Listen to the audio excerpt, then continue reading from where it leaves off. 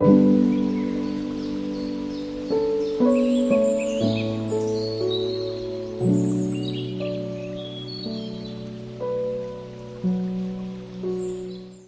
যখন 12-13 বছর বয়স, আমার বাবা খুব অসুস্থ হয়।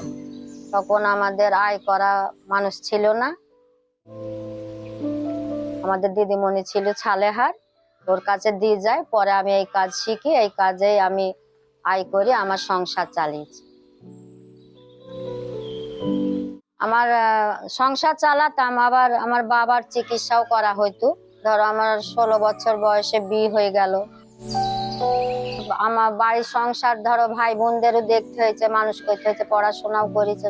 পরে আবার আমারও বাচ্চা কাচ্চা হলো, তাহলে তাদেরও বড় করতে হলো।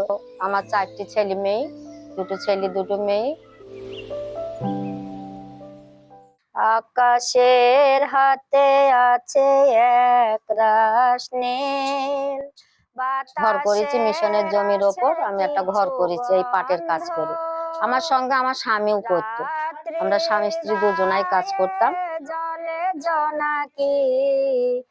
এখন আমার তো বয়স হয়ে যাচ্ছে, কাজ তার আমি তেমন করতে পারছি না, তাও করছি। এখন যা কাজ করে একটু সঞ্চয় করে রাখবো, যে আমি তো অসুস্থ হব।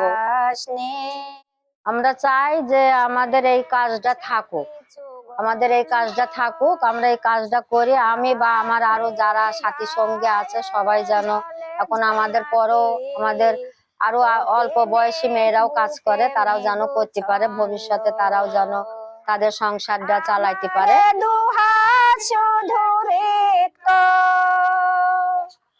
আমার দু চোখ জলে সিদ্ধ, আমার দু হাত শুধু রিক্ত, আমার দু চোখ জলে সিদ্ধ। যে আমরা সবাই হত দরিদ্র, সবাই আমরা এমন গরিব যে আমরা আরো গরিব ছিলাম এই কাজ করি, কিন্তু আমরা এখন ছয় সম্পন্নরা একটু হয়েছি। সবাই কিছু কাজ করি, ছেলে মেয়ে মানুষ করেছে, আবার জমি কিনেছে, ঘর করেছে, আমরা এই কাজ করি করেছি। আকাশের হাতে আছে একরাশ নীল, বাতাসের আছে কিছু গন্ধ, রাত্রির গায়ে জলে জোনাকি, তটিনীর বুকে মৃদু ছন্দ।